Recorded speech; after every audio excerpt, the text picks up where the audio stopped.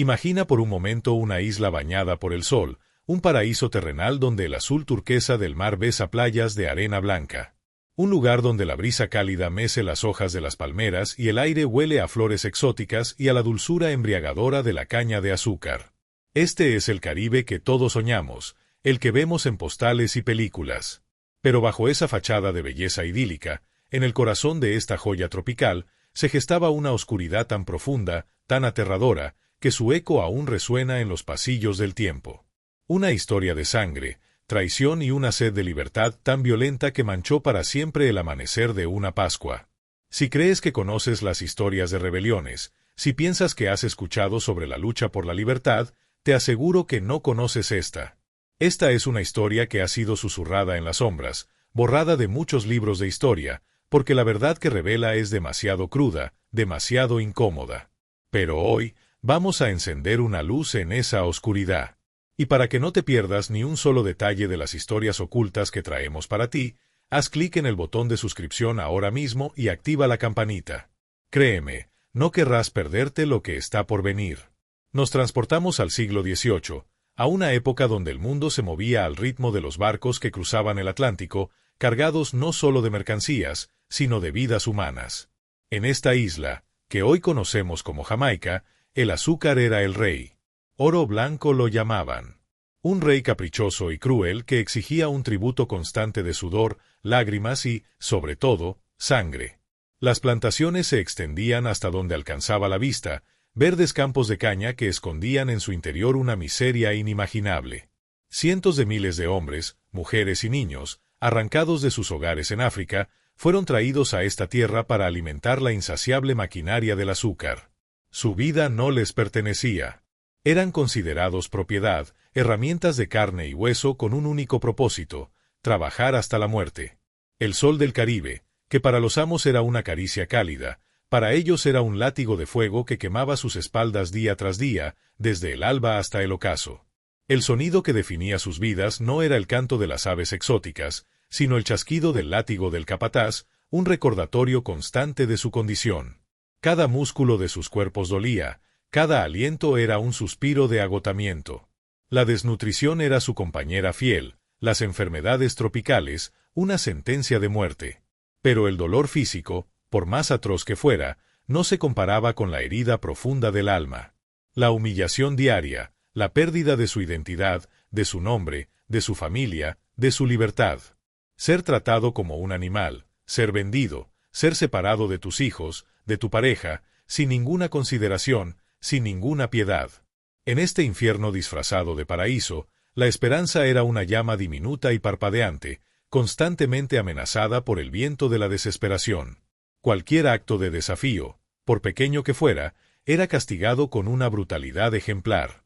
Un gesto de rebeldía, una mirada desafiante, una palabra fuera de lugar, podía significar la tortura pública, la mutilación o una muerte lenta y agónica.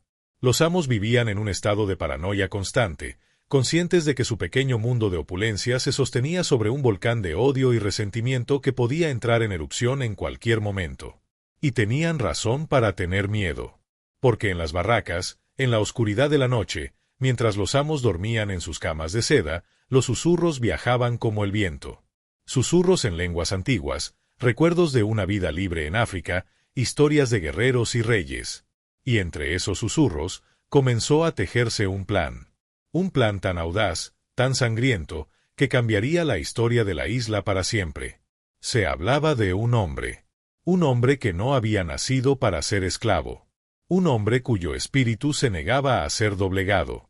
Se decía que en su tierra natal, en la lejana costa de oro de África, había sido un líder, un jefe, un hombre de poder y respeto.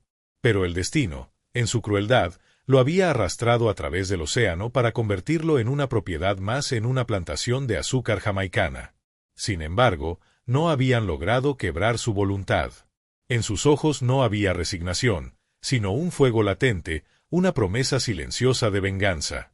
Él observaba, esperaba, planeaba. Escuchaba el sufrimiento de su pueblo, sentía su dolor como propio. Y en el silencio de su corazón, juró que ese sufrimiento tendría un fin. No importaba el precio. No importaba la sangre que tuviera que derramarse. La libertad sería conquistada, o morirían intentándolo. El amanecer de la Pascua de 1760 se acercaba, y con él se acercaba una tormenta de machetes y fuego que nadie, en sus peores pesadillas, podría haber imaginado. La tierra, sedienta de justicia, estaba a punto de beber la sangre de los opresores. El paraíso estaba a punto de convertirse en un matadero. Y todo comenzaría con una sola palabra, un solo nombre que pronto sería temido y recordado por generaciones. Pero ese nombre, todavía no lo vamos a revelar. El aire en la Jamaica de mediados del siglo XVIII era denso, pesado. No solo por la humedad tropical, sino por una tensión palpable, una electricidad estática que precedía a la tormenta. Para los dueños de las plantaciones, la vida era un lujo desmedido. Construían grandes mansiones de estilo georgiano, con amplios balcones desde donde observaban sus vastos dominios de caña de azúcar.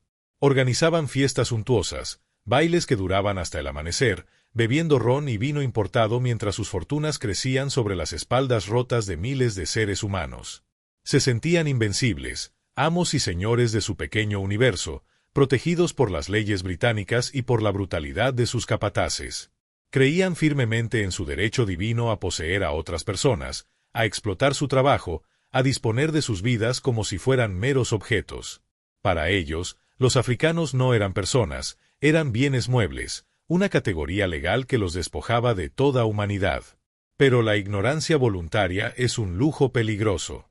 No veían, o no querían ver, las miradas que se cruzaban en los campos de caña. No escuchaban el verdadero significado de los cantos de trabajo, canciones que hablaban de sufrimiento, pero también de resistencia y anhelo de libertad. Estos cantos, en lenguas que los amos no entendían, eran códigos, mensajes de esperanza y de rebelión. Eran la forma en que mantenían viva su cultura, su humanidad, en un sistema diseñado para aniquilarlas. En secreto, practicaban sus rituales religiosos, invocando a sus dioses y espíritus ancestrales, pidiendo fuerza, pidiendo una señal, pidiendo un líder que los guiara fuera de la oscuridad. Y ese líder ya caminaba entre ellos. Él no era un esclavo común. Había algo en su porte, en su mirada directa y penetrante, que lo distinguía del resto. Los otros esclavos lo respetaban, incluso lo temían un poco. Veían en él la realeza perdida, la autoridad innata de alguien que nació para mandar, no para obedecer. Su nombre en la plantación era uno, pero en los susurros de la noche se le llamaba por otro, un nombre de su pasado, un nombre de poder. Él había estudiado a sus captores. Había aprendido sus costumbres, sus debilidades, su arrogancia. Se dio cuenta de que su mayor fuerza, su abrumadora superioridad numérica, era también su mayor debilidad si no se organizaba. Vio cómo las rebeliones anteriores habían fracasado por falta de coordinación, por estallidos espontáneos de ira que eran fácilmente aplastados. Esta vez, sería diferente. El plan que se formaba en su mente era metódico, preciso y absolutamente despiadado. No sería una simple revuelta. Sería una guerra. Una guerra relámpago para erradicar a los blancos de la isla y crear una nueva nación africana en el Caribe. Sabía que necesitaba armas, y sabía dónde conseguirlas. Sabía que necesitaba un momento de distracción, una ocasión en la que los amos estuvieran con la guardia baja, ahogados en su propia complacencia y celebración. Y la Pascua era la oportunidad perfecta. Una festividad sagrada para sus opresores, un tiempo de regocijo y oración. Sería en la quietud de la madrugada del lunes de Pascua, mientras los amos aún dormían, recuperándose de las festividades, que el infierno se desataría. Comenzó a reclutar a sus seguidores en el más absoluto secreto. No buscaba a cualquiera. Buscaba a los más fuertes, a los más valientes, pero sobre todo, a los más leales. Hombres y mujeres que, como él, preferían morir de pie a vivir de rodillas. Muchos de ellos eran, como él, del pueblo Fante, de la región de Acán en la actual Ghana. Eran guerreros, con experiencia militar en África antes de ser capturados. Compartían un idioma, una cultura y, lo más importante, un odio profundo hacia sus captores. La comunicación era clave. Utilizaban símbolos, señales secretas, el lenguaje de los tambores que los blancos confundían con simple entretenimiento. Noche tras noche, el plan se refinaba. Se asignaban roles, se estudiaban los mapas de las plantaciones, la ubicación de las armerías, las rutas de escape. El arma principal sería el machete. La misma herramienta que usaban para cortar la caña, el símbolo de su opresión, se convertiría en el instrumento de su liberación. En sus manos ya no era una herramienta agrícola, sino una extensión de su furia, una hoja sedienta de la sangre de aquellos que los habían esclavizado. Afilaron los bordes hasta que brillaron bajo la luna, practicando en silencio los movimientos que habían aprendido en las guerras de su tierra natal. La tensión crecía con cada día que pasaba. La anticipación era una mezcla de miedo y euforia. Miedo a fracasar, a las horribles consecuencias que eso traería. Pero euforia ante la posibilidad, por primera vez en años, de tomar el control de su propio destino. De mirar a sus amos a los ojos, no con sumisión, sino con el fuego de la venganza. Estaban a punto de desatar una violencia que la isla jamás había visto. Una violencia que era el reflejo directo de la violencia que habían sufrido durante décadas. No buscaban piedad, porque nunca la habían recibido. Buscaban justicia, una justicia primitiva y sangrienta, la única que conocían. El lunes de Pascua de 1760 se acercaba, y con él, una marea de sangre estaba a punto de inundar los campos de azúcar. El hombre que orquestó esta tormenta se llamaba Taki. Ese era el nombre que le habían dado sus captores, pero su verdadero nombre se ha perdido en la historia, borrado por la brutalidad de la esclavitud. Lo que sí sabemos es que Taki no era un hombre común. Antes de ser encadenado y arrojado a la bodega de un barco negrero, había sido un jefe fante en la Costa de Oro, lo que hoy conocemos como Ghana. Era un líder nato, un estratega militar, un hombre que conocía el arte de la guerra. Había liderado a sus propios guerreros en batalla, había probado el sabor del poder y el respeto. Y luego, lo perdió todo. Capturado, vendido y transportado a través del Atlántico en el infame pasaje medio, Taki experimentó el horror y la deshumanización en su forma más pura. Cuando llegó a Jamaica, fue asignado a la plantación de Frontier, en la parroquia de Saint Mary, una de las zonas azucareras más ricas y brutales de la isla.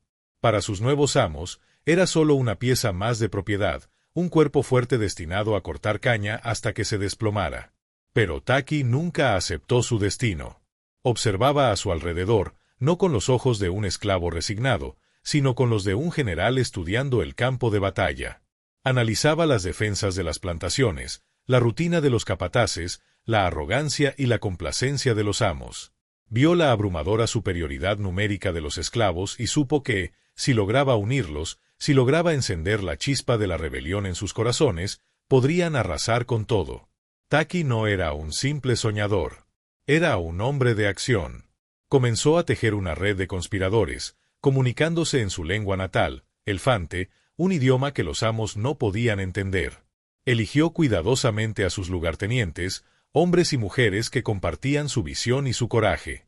Muchos de ellos también habían sido guerreros en África, personas que recordaban lo que era ser libres y estaban dispuestas a arriesgarlo todo para volver a serlo. La religión jugó un papel fundamental en su levantamiento. Taki y sus seguidores practicaban rituales Oba, una forma de espiritualidad africana que los británicos temían y consideraban brujería. A través de estos rituales, Taki no solo fortalecía los lazos entre los conspiradores, sino que también los convencía de que eran invencibles, que la magia los protegería de las balas de los hombres blancos. Creían que si seguían sus órdenes, podrían volar y que el agua no podría ahogarlos. Esta creencia, por fantástica que parezca, les dio un coraje sobrehumano, una convicción inquebrantable en su causa. El plan era audaz y tenía dos fases. La primera era un ataque sorpresa y coordinado en la parroquia de Saint Mary. El objetivo principal era el fuerte local, Fort Aldane, en Port Maria. Sabían que allí se almacenaban armas, mosquetes, pólvora y municiones. Con esas armas, su ejército de machetes se convertiría en una fuerza de combate formidable. El ataque se llevaría a cabo en la madrugada del lunes de Pascua. Mientras los colonos blancos dormían, Taki y un pequeño grupo de sus seguidores más cercanos se deslizarían fuera de sus barracas, se reunirían en un punto preacordado y marcharían hacia el fuerte. Una vez aseguradas las armas, darían una señal, y las rebeliones estallarían simultáneamente en todas las plantaciones de la zona. El objetivo era matar a todos los blancos, sin excepción, para enviar un mensaje claro: Jamaica ya no les pertenecía. La segunda fase era extender la rebelión por toda la isla, uniendo a los más de 150.000 esclavos en un levantamiento masivo que expulsaría a los británicos para siempre. Mientras Taki planeaba su guerra, quiero tomar un segundo para pedirte que te unas a nuestra comunidad. Si esta historia ya te está atrapando, si sientes la tensión y quieres saber cómo este hombre estuvo a punto de cambiar el destino de una nación, suscríbete a nuestro canal. Formar parte de nuestra comunidad significa que no te perderás ninguna de estas increíbles historias ocultas. Dale al botón de suscribir, es rápido, es gratis, y nos ayudas a seguir trayendo contenido como este. El domingo de Pascua, la víspera del levantamiento, la atmósfera en las plantaciones de Saint Mary era extrañamente tranquila. Los esclavos realizaron sus tareas como de costumbre, sin mostrar ninguna señal externa de la tormenta que estaba a punto de desatarse. Los amos, por su parte, celebraban la festividad religiosa, ajenos a la conspiración que se desarrollaba bajo sus narices. Bebieron, comieron y se felicitaron por su piedad y su prosperidad. Esa noche, mientras la luna se elevaba sobre los campos de caña, Taki se reunió con sus seguidores por última vez. Les habló de la libertad, de la dignidad, de la venganza. Les recordó las torturas que habían sufrido, las familias que les habían arrebatado. Les prometió que al amanecer del día siguiente, serían hombres libres en una tierra libre. Se realizó un último y poderoso ritual OVA, sellando su pacto de sangre y preparándolos para la batalla que se avecinaba. En las horas más oscuras de la madrugada, un pequeño ejército de sombras se movió silenciosamente a través de los campos. Iban armados con machetes afilados y un odio que había estado hirviendo a fuego lento durante años. Taki iba al frente, su figura imponente inspirando confianza y determinación en sus hombres. El destino de Jamaica pendía de un hilo. El paraíso estaba a punto de arder. La rebelión de Taki estaba a punto de comenzar, y la isla nunca volvería a ser la misma. La sangre estaba a punto de correr, y el primer objetivo era Fort Aldane. La oscuridad que precede al amanecer nunca había sido tan cómplice. El aire de la madrugada del lunes de Pascua, 7 de abril de 1760, era fresco y silencioso, roto solo por el canto de los insectos nocturnos. Dentro de Fort Aldane, el guardián del fuerte dormía profundamente, sin soñar que la muerte se acercaba sigilosamente. Taki y su grupo de élite, compuesto por unos 100 guerreros Fante, se deslizaron entre las sombras como fantasmas. Habían estudiado cada centímetro del terreno, cada punto ciego, cada debilidad en la defensa del pequeño fuerte. No hubo gritos de guerra, ni sonidos que pudieran alertar a nadie. Con la precisión de un depredador cazando a su presa, neutralizaron al guardián antes de que pudiera emitir un solo sonido. La puerta del arsenal estaba abierta. Lo que encontraron dentro fue un tesoro que superaba sus sueños más salvajes. 4 barriles de pólvora, 40 mosquetes con sus correspondientes balas. El poder de fuego del hombre blanco ahora estaba en sus manos. Rápidamente, se distribuyeron las armas entre aquellos que sabían cómo usarlas. El resto se aferró a sus machetes, ahora más confiados que nunca. El primer objetivo había sido un éxito rotundo, y se había logrado sin hacer apenas ruido. Era la señal. El momento había llegado. Con las primeras luces del alba tiñendo el cielo de un color rosado pálido, la rebelión explotó con una furia incontenible. El grupo se dividió. Taki lideró la carga principal hacia las plantaciones de Trinity y Frontier, donde él y muchos de sus seguidores eran esclavos. Conocían cada rincón, cada casa, cada habitación. La sorpresa fue total. Los amos y capataces fueron despertados de su sueño, no por el canto de los pájaros, sino por el sonido de puertas rompiéndose y gritos de guerra en una lengua que no entendían. No tuvieron tiempo de reaccionar, de tomar sus propias armas. Fueron masacrados en sus camas, en los pasillos de sus propias casas. Los machetes, que durante años habían cortado caña bajo el sol abrasador, ahora cortaban carne y hueso con una sed de venganza acumulada. Los rebeldes no mostraron piedad, porque la piedad era un lujo que nunca se les había concedido. La violencia fue brutal, personal. Cada golpe era una respuesta a un latigazo, a una humillación, a una vida de sufrimiento. La noticia del levantamiento se extendió como la pólvora. El sonido de los disparos y los cuernos de Abeng hechos de cuerno de ganado, resonaron por los valles, llevando el mensaje a otras plantaciones. Era la señal convenida. Esclavos en las plantaciones vecinas de Esser, Egwo Hall y Ballers Valley se levantaron al unísono. Dejaron caer sus herramientas, tomaron lo que pudieron encontrar, machetes, azadas, palos, y se unieron a la creciente marea de rebelión. Cientos de esclavos se unieron al ejército de Taki en cuestión de horas. Su número crecía constantemente, y con él, su audacia. Iban de plantación en plantación, liberando a otros esclavos, matando a los blancos que encontraban a su paso y quemando los campos de caña, el símbolo odiado de su servidumbre. El cielo se llenó de un humo negro y espeso, el olor a azúcar quemada mezclado con el olor metálico de la sangre. El pánico se apoderó de la población blanca de Saint Mary. Hombres, mujeres y niños huían despavoridos, buscando refugio en los pueblos o intentando llegar a la costa para escapar en barco. Las historias que contaban los supervivientes eran aterradoras, relatos de una violencia salvaje y sin control que confirmaban sus peores temores sobre la naturaleza bárbara de sus esclavos. No podían entender que la violencia que estaban presenciando no era más que un espejo de la violencia que ellos mismos habían infligido durante décadas. Habían sembrado vientos de crueldad y ahora cosechaban un huracán de venganza. 60 amos, según algunas crónicas, cayeron antes de que el sol alcanzara su cenit. 60 vidas blancas pagando por el sufrimiento de miles de vidas negras. Taki, ahora al mando de un ejército de casi 400 hombres y mujeres, se sentía invencible. Había logrado lo que muchos consideraban imposible. Había unido a los esclavos, los había armado y había asestado un golpe devastador al corazón del poder colonial en la región. Su objetivo ahora era marchar hacia el interior, consolidar su control sobre la parroquia y luego extender la rebelión a toda la isla. Sabía que los británicos no se quedarían de brazos cruzados. Sabía que la respuesta sería rápida y brutal. Pero confiaba en su conocimiento del terreno, en el coraje de sus guerreros y en la protección de sus dioses. Creía que estaba destinado a liberar a su pueblo, a crear una Jamaica libre donde los africanos pudieran gobernarse a sí mismos. Por un breve y glorioso momento, en la mañana de ese lunes de Pascua, parecía que su sueño podía hacerse realidad. El paraíso estaba en llamas, y Taki era el rey de las cenizas.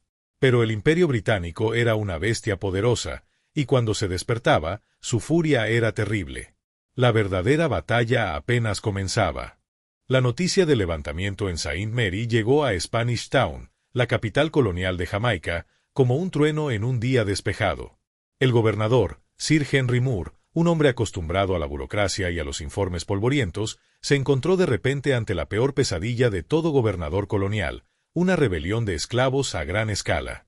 El pánico inicial entre la élite blanca dio paso rápidamente a una determinación fría y despiadada.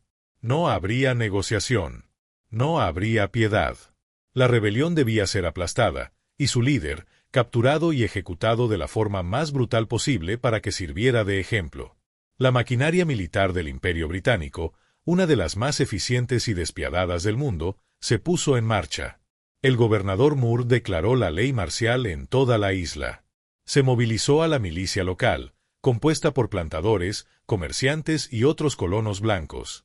Eran hombres que luchaban no solo por el rey y el imperio, sino por sus propias vidas, sus propiedades y su modo de vida basado en la esclavitud. Además, se enviaron tropas regulares del ejército británico, soldados profesionales entrenados para la guerra. Pero el gobernador sabía que los soldados británicos y la milicia local no serían suficientes. El terreno de Jamaica era difícil, montañoso y cubierto de una densa vegetación tropical. Los rebeldes, muchos de los cuales conocían el terreno a la perfección, podían esconderse y tender emboscadas con facilidad. Moore necesitaba a alguien que pudiera luchar contra los rebeldes en su propio terreno, alguien que conociera sus tácticas y pudiera rastrearlos hasta sus escondites más remotos. Y sabía exactamente a quién recurrir. Recurrió a los cimarrones. Los cimarrones eran descendientes de esclavos que se habían escapado de las plantaciones en los siglos anteriores y habían establecido sus propias comunidades libres y autónomas en las remotas montañas del interior de la isla. Durante décadas, habían librado una guerra de guerrillas contra los británicos, convirtiéndose en una espina constante en el costado del poder colonial. Sin embargo, en 1739, 20 años antes de la rebelión de Taki, los británicos, incapaces de derrotarlos militarmente, habían firmado un tratado de paz con ellos. El tratado les garantizaba su libertad y la posesión de sus tierras. Pero a cambio, los cimarrones se comprometían a dos cosas: a no dar refugio a nuevos esclavos fugitivos y a ayudar a los británicos a sofocar cualquier futura rebelión de esclavos. Era un pacto con el diablo, un acuerdo que los enfrentaba a sus hermanos y hermanas que aún sufrían bajo el yugo de la esclavitud. La decisión de los cimarrones de aliarse con los británicos es uno de los aspectos más trágicos y controvertidos de esta historia. Desde su perspectiva, estaban protegiendo la libertad que tanto les había costado ganar. Veían a los nuevos rebeldes como una amenaza para su propia estabilidad y para el precario tratado de paz que tenían con los británicos. Así que, cuando el gobernador Moore les pidió ayuda, aceptaron. Enviaron a sus mejores rastreadores y guerreros, hombres expertos en la guerra de guerrillas, para cazar a Taki y a sus seguidores. La ironía era cruel y amarga: hombres negros, antiguos esclavos, ahora cazando a otros hombres negros que luchaban por la misma libertad que ellos ya poseían. Mientras tanto, Taki y su ejército rebelde continuaban su avance. Habían establecido un campamento en las colinas, desde donde lanzaban incursiones a las plantaciones cercanas. Pero la rebelión no se estaba desarrollando exactamente como Taki había planeado. Aunque su levantamiento en Saint Mary había sido un éxito espectacular, la rebelión no se había extendido por toda la isla como esperaba. En otras parroquias, los esclavos, aunque simpatizaban con la causa, dudaban en unirse, temerosos de la brutal represión que sabían que vendría. La falta de un levantamiento masivo y coordinado en toda la isla dejó a Taki y a sus seguidores aislados, luchando solos contra el poder combinado del ejército británico, la milicia y los cimarrones. La primera gran confrontación tuvo lugar cerca de la plantación de Eggwood Hall. Las fuerzas coloniales, guiadas por los rastreadores cimarrones, localizaron el campamento rebelde. La batalla fue feroz. Los rebeldes de Taki, armados con los mosquetes de Fort Aldane y sus fieles machetes, lucharon con un coraje nacido de la desesperación. La creencia en su protección mágica los hacía intrépidos, lanzándose contra las líneas enemigas sin temor a las balas. Durante un tiempo, lograron mantener a raya a las fuerzas coloniales.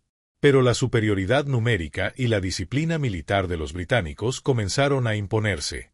El entrenamiento y la experiencia de los cimarrones en la guerra de guerrillas también fueron decisivos. Conocían el terreno mejor que nadie y eran tiradores excepcionales. Uno a uno, los guerreros de Taki comenzaron a caer. La magia OBA, por más que fortaleciera sus espíritus, no podía detener las balas de plomo. Taki se dio cuenta de que la batalla estaba perdida. Con los restos de su ejército, se retiró hacia el interior, buscando refugio en los densos bosques y las montañas. La caza había comenzado. La retirada hacia las montañas fue un calvario. El ejército de Taki, que pocos días antes había sido una fuerza triunfante de casi 400 guerreros, ahora era un grupo reducido de fugitivos, heridos, hambrientos y acosados. La selva jamaicana, que Taki esperaba que fuera su refugio, se convirtió en un laberinto hostil. La lluvia constante convertía los senderos en un lodazal, las enfermedades tropicales comenzaban a hacer mella en sus hombres y la comida escaseaba. Pero su peor enemigo no era la naturaleza, sino los hombres que los perseguían sin descanso. Los cimarrones, liderados por un hábil rastreador llamado Davy, eran como sabuesos implacables. Conocían cada cueva, cada arroyo, cada sendero oculto. Podían leer las señales en la maleza, una rama rota, una huella en el barro, y saber exactamente hacia dónde se dirigían los fugitivos. La persecución se convirtió en un juego mortal del gato y el ratón. Taki y sus hombres tendían emboscadas, utilizando su conocimiento del terreno para infligir bajas a sus perseguidores. Pero por cada soldado o miliciano que mataban, parecía que llegaban 10 más. La moral de los rebeldes comenzaba a flaquear. El aura de invencibilidad que los había rodeado al principio de la rebelión se estaba desvaneciendo. Algunos comenzaron a dudar de la protección mágica del OBA. Otros, agotados y desesperados, desertaron, intentando regresar a sus plantaciones con la vana esperanza de recibir clemencia. Taki luchaba por mantener unido a su grupo, recordándoles por qué luchaban, instándolos a no rendirse. pero la soga se estaba apretando alrededor de su cuello. El punto de inflexión llegó en una cueva escondida detrás de una cascada, donde Taki y los últimos de sus seguidores se habían refugiado. Era un escondite casi perfecto, pero no para los ojos expertos de Davi el Cimarrón. Tras días de rastreo, Davi encontró el escondite. En lugar de lanzar un ataque frontal, que habría resultado en muchas bajas, decidió esperar, rodear la cueva y cortar cualquier posible vía de escape. La confrontación final era inevitable. Dentro de la cueva, Taki sabía que el fin estaba cerca. Podía oír a sus enemigos moviéndose fuera, podía sentir su presencia. No había escapatoria. No había rendición posible. Rendirse significaba la tortura y una ejecución humillante. Para un guerrero como Taki, solo había una opción: luchar hasta el final. Cuando las fuerzas coloniales y los cimarrones finalmente asaltaron la cueva, se encontraron con una resistencia feroz. Taki y sus últimos guerreros lucharon como leones acorralados, vendiendo cara a sus vidas. Pero estaban superados en número y en armas. La batalla fue corta y sangrienta. En medio del caos de disparos y gritos, Taki logró escapar de la cueva, internándose una vez más en la selva. Pero Davi, el mejor tirador de los cimarrones, ya lo tenía en la mira. Lo persiguió a través de la densa maleza. Taki corría por su vida, pero no podía escapar de su destino. Davi levantó su mosquete, apuntó con calma y disparó. La bala alcanzó a Taki, quien se desplomó en el suelo. El gran líder de la rebelión, el hombre que había soñado con una Jamaica libre, estaba muerto. Pero la historia no termina ahí.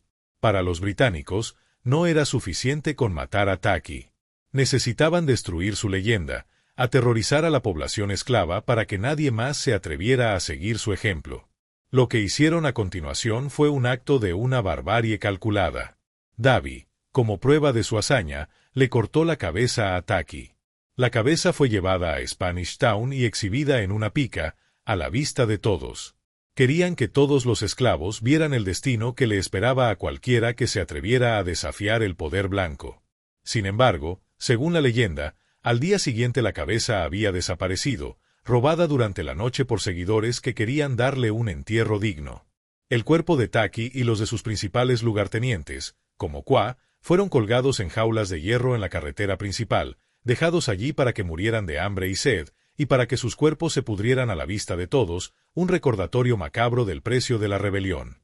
Y si crees que esta historia es intensa, es porque apenas hemos arañado la superficie de las luchas por la libertad que han sido olvidadas. Queremos seguir contando estas historias, pero necesitamos tu ayuda. Tómate un segundo para suscribirte al canal y activar las notificaciones. Es la mejor manera de asegurarte de que no te pierdas el próximo capítulo de la historia oculta que estamos a punto de revelar. La muerte de Taki fue el golpe final para la rebelión en Saint Mary. Pero el espíritu de la revuelta ya se había extendido a otras partes de la isla. Inspirados por el levantamiento de Taki, estallaron otras rebeliones en las parroquias de Westmoreland y Saint James. Estas rebeliones, aunque no estaban directamente coordinadas con la de Taki, compartían el mismo objetivo, la libertad. La más notable fue liderada por un hombre llamado Apongo, quien se declaró a sí mismo príncipe de las praderas. Su rebelión también fue aplastada con una brutalidad extrema. La represión que siguió a la derrota de las rebeliones fue una orgía de violencia. Cientos de esclavos, sospechosos de haber participado o simpatizado con los rebeldes, fueron ejecutados. Algunos fueron quemados vivos, otros colgados, otros sometidos a torturas inimaginables. El sistema esclavista había sido desafiado, y su respuesta fue reafirmar su poder a través del terror más absoluto. Jamaica se convirtió en un matadero, una isla ahogada en la sangre de aquellos que solo habían anhelado ser libres. La brutalidad de la represión no tuvo precedentes, incluso para los estándares crueles de la Jamaica del siglo XVIII. Las autoridades coloniales estaban decididas no solo a castigar a los rebeldes, sino a aterrorizar a toda la población esclava para erradicar cualquier pensamiento futuro de insurrección. No se trataba solo de justicia, sino de una demostración de poder sádica y calculada. Querían grabar en la mente de cada hombre, mujer y niño negro de la isla una imagen indeleble del horror que les esperaba si se atrevían a levantar la mano contra sus amos. Las ejecuciones se convirtieron en espectáculos públicos, diseñados para maximizar el terror psicológico. Los rebeldes capturados enfrentaron destinos horribles. La quema en la hoguera era un método común. Las víctimas eran atadas a un poste en una plaza pública, y el fuego se encendía lentamente, prolongando su agonía durante horas ante la mirada forzada de otros esclavos. El olor a carne quemada impregnaba el aire, un recordatorio olfativo del poder de los amos. Otro método era el gibetting o enjaulamiento. Los líderes rebeldes, a veces todavía vivos, eran encerrados en jaulas de hierro hechas a medida y colgados en lugares públicos, como cruces de caminos o las entradas de las plantaciones. Allí se les dejaba morir de hambre, sed y exposición a los elementos. Sus cuerpos quedaban pudriéndose durante meses, devorados por los buitres, como un mudo pero elocuente testimonio del precio de la libertad. Más de 400 esclavos fueron ejecutados en los meses que siguieron a la rebelión. Pero las muertes no se detuvieron ahí. Cientos más fueron deportados, vendidos a la esclavitud en las colonias españolas, principalmente a Cuba, un destino que a menudo era equivalente a una sentencia de muerte. El suicidio también se convirtió en una forma de resistencia final. Muchos rebeldes, al verse acorralados, optaron por quitarse la vida antes que ser capturados y sometidos a las torturas de sus enemigos. Se ahorcaban, se arrojaban por precipicios o se envenenaban. Para ellos, la muerte elegida era preferible a una vida de humillación y dolor sin fin. El impacto de la rebelión en la sociedad jamaicana fue profundo y duradero. Para los colonos blancos, la rebelión de Taqui confirmó sus peores miedos. Vivían en una constante ansiedad, viendo a un potencial enemigo en cada esclavo. Se volvieron aún más paranoicos, más brutales. Las ya de por sí opresivas leyes de esclavos, conocidas como el Código Negro, se endurecieron aún más. Se prohibieron las reuniones de esclavos, se restringió su movimiento y se castigó con la muerte la práctica de OBA, que los blancos veían como el catalizador espiritual de la rebelión.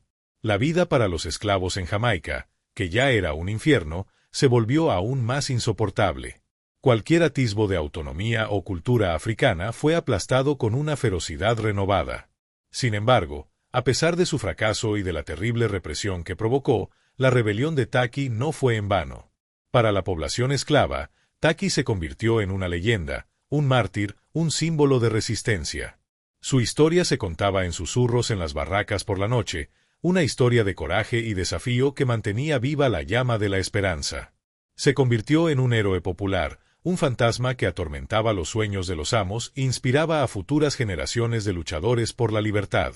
La rebelión demostró que el sistema de esclavitud no era invulnerable, que los esclavos no eran dóciles ovejas, sino seres humanos capaces de organizarse y luchar por su libertad con una ferocidad increíble. La rebelión de Taqui también tuvo un impacto más allá de las costas de Jamaica. Las noticias del levantamiento se extendieron por todo el Caribe y llegaron a las colonias de América del Norte y a la propia Gran Bretaña. Para los abolicionistas, la historia de Taqui era una prueba más de la inhumanidad del sistema esclavista. Argumentaban que tal violencia era la consecuencia inevitable de una opresión tan extrema. La rebelión alimentó el creciente debate sobre la moralidad de la esclavitud y, a largo plazo, contribuyó al movimiento que finalmente conduciría a la abolición de la trata de esclavos en el Imperio Británico en 1807 y a la emancipación de los esclavos en 1834. El legado de Taqui es, por tanto, complejo y agridulce. Fracasó en su objetivo de crear una Jamaica libre. Su rebelión provocó una represión que aumentó el sufrimiento de su pueblo a corto plazo. Pero su acto de desafío tuvo un eco que resonó a través del tiempo. Se convirtió en parte de la larga y sangrienta lucha por la libertad y la dignidad de los negros en el Nuevo Mundo. Su nombre, que sus captores intentaron borrar y convertir en sinónimo de terror, se transformó en un grito de guerra para aquellos que se negaban a aceptar las cadenas. La tierra de Jamaica, regada con la sangre de Taqui y sus seguidores, nunca olvidaría su sacrificio. Y la historia de la sangrienta Pascua de 1760 serviría como un recordatorio perpetuo de que el espíritu humano, por más que se le intente aplastar, siempre, siempre, luchará por ser libre. Para comprender plenamente la magnitud de la rebelión de Taqui, debemos retroceder un poco y observar el contexto del mundo atlántico en el siglo XVIII. La esclavitud no era un sistema monolítico. Tenía diferentes formas y grados de brutalidad. Pero la esclavitud en las plantaciones de azúcar del Caribe, y especialmente en Jamaica, era considerada la más mortífera y deshumanizante de todas. La tasa de mortalidad era tan alta que la población esclava no podía sostenerse por sí misma. La única forma de mantener la fuerza laboral era a través de la importación constante de nuevos africanos, en un ciclo interminable de sufrimiento y muerte. Taki y muchos de sus seguidores eran del pueblo Akan, que incluye a grupos como los Fante y los Asanti, de la actual Ghana. Esta región de África tenía una larga historia de complejas estructuras sociales y militares. Muchos de los hombres y mujeres capturados y vendidos como esclavos no eran campesinos dóciles, sino guerreros, nobles e incluso realeza. Tenían un profundo sentido del honor, una tradición militar y una aversión cultural a la sumisión. Cuando llegaron a Jamaica, no se vieron a sí mismos como esclavos. Se vieron como prisioneros de guerra, esperando la oportunidad de continuar la lucha en un nuevo campo de batalla. Esta mentalidad es crucial para entender por qué la rebelión de Taki fue tan organizada y militarista. No fue un simple motín de hambre o un estallido de ira desesperada. Fue una campaña militar planificada, con objetivos estratégicos claros y una cadena de mando. Taki utilizó tácticas de guerrilla que había aprendido en África, y sus seguidores lucharon con la disciplina de soldados. La elección de la Pascua como momento para el ataque no fue solo por el elemento sorpresa, sino que también pudo haber tenido un significado simbólico y espiritual, una inversión de la festividad más sagrada de sus opresores. La participación de los cimarrones sigue siendo un capítulo doloroso y complejo. Para entender su decisión, debemos recordar que su libertad era precaria. Estaban rodeados por una sociedad esclavista hostil y superados en número. Su tratado con los británicos era su única garantía de supervivencia como pueblo libre. Desde su punto de vista, la rebelión de Taki amenazaba con desestabilizar todo el sistema y provocar una guerra total en la que ellos mismos podrían ser aniquilados. Su alianza con los británicos fue un acto de autoconservación, una elección pragmática en una situación imposible. Sin embargo, para los rebeldes, fue la traición definitiva. Ser cazados y asesinados por sus propios hermanos de raza fue un golpe devastador, tanto militar como psicológicamente. La rebelión de Taki, a menudo llamada la Guerra de Taki, no fue un evento aislado. Fue parte de un patrón de resistencia continua que caracterizó a la esclavitud en las Américas. Desde las primeras revueltas en el siglo XVI hasta las grandes rebeliones del siglo XIX, como la de Nat Turner en Estados Unidos o la Revolución Haitiana, los esclavos nunca aceptaron pasivamente su destino. Lucharon de todas las formas posibles, a través de la rebelión armada, el sabotaje, la fuga, la preservación de su cultura y religión, y los actos cotidianos de desafío. La historia de la esclavitud no es solo una historia de opresión, sino también una historia de una resistencia increíblemente valiente y persistente. La Guerra de Taki duró casi 1 año y medio en total, extendiéndose en diferentes focos por toda la isla mucho después de la muerte del propio Taki. Se estima que costó la vida a 60 blancos y a más de 500 esclavos. El costo económico para la colonia fue inmenso. Las plantaciones fueron destruidas, la producción de azúcar se interrumpió y el gobierno colonial se endeudó para financiar la costosa campaña militar para sofocar la rebelión. La revuelta sacudió los cimientos de la sociedad esclavista jamaicana y envió ondas de choque a todo el imperio británico. Puso de manifiesto la inestabilidad inherente de un sistema basado en una violencia tan extrema y la constante amenaza de una guerra racial que acechaba bajo la superficie de la vida colonial. Al final, la historia de Taki es una tragedia en el sentido más clásico del término. Es la historia de un hombre noble y valiente que lucha contra un destino abrumador y es finalmente destruido por él. Su sueño de una nación africana libre en el Caribe se ahogó en sangre.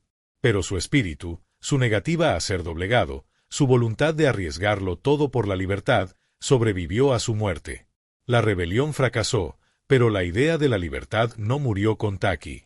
La semilla que plantó en la sangrienta Pascua de 1760 germinaría en futuras rebeliones, como la Gran Revuelta de Samuel Sarpe en 1831, que finalmente convenció al Parlamento británico de que la esclavitud era insostenible y debía ser abolida. La lucha de Taki no fue el final, fue el principio del fin. Hemos viajado juntos a través de una de las páginas más oscuras y sangrientas de la historia del Caribe. Hemos visto cómo un paraíso tropical fue convertido en un infierno para cientos de miles de personas. Hemos sentido la rabia y la desesperación que llevaron a un hombre, un antiguo jefe africano llamado Taki, a desatar una tormenta de fuego y machetes en una mañana de Pascua. Hemos sido testigos de su breve y glorioso triunfo, de su valiente lucha contra un imperio y de su trágica derrota. Hemos visto la crueldad sin límites de la represión y cómo el sueño de libertad fue ahogado en un baño de sangre. Pero, ¿cuál es el significado de esta historia hoy, más de 260 años después?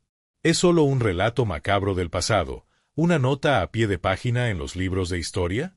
No. La historia de Taki es mucho más que eso. Es un recordatorio poderoso de la indomable voluntad del espíritu humano por ser libre. Es un testimonio de que incluso en las circunstancias más opresivas, más deshumanizantes, la gente luchará, resistirá y morirá por la dignidad y la autodeterminación. Taki y sus seguidores no eran simplemente víctimas. Eran agentes de su propia historia. Se negaron a aceptar el papel que la sociedad les había asignado. Tomaron su destino en sus propias manos, y aunque fracasaron, su acto de desafío resonó a través de las generaciones. La historia de Taki nos obliga a confrontar la brutal realidad sobre la que se construyó gran parte del mundo moderno. La riqueza de Europa, el desarrollo de las Américas, todo ello fue financiado por el sudor y la sangre de millones de africanos esclavizados. El azúcar que endulzaba el té de los elegantes salones de Londres tenía el sabor amargo de la miseria humana.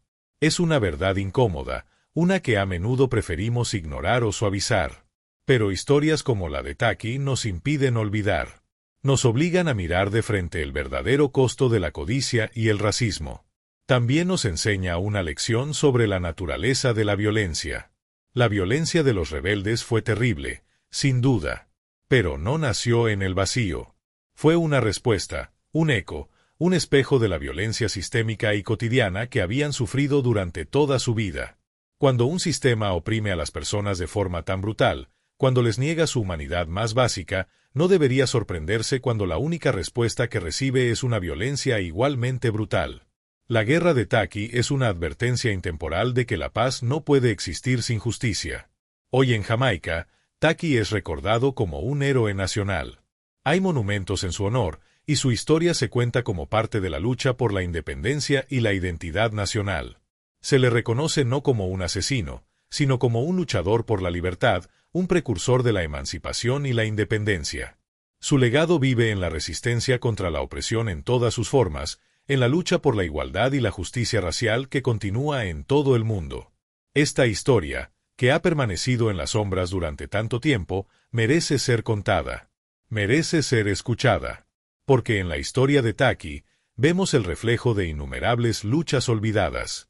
Por cada Taki del que conocemos el nombre, hay miles de héroes anónimos que lucharon y murieron en el anonimato. Hombres y mujeres cuyo único crimen fue anhelar la libertad. Al recordar a Taki, los honramos a todos ellos. Hemos llegado al final de nuestro viaje, pero la conversación apenas comienza. ¿Qué piensas de la historia de Taki?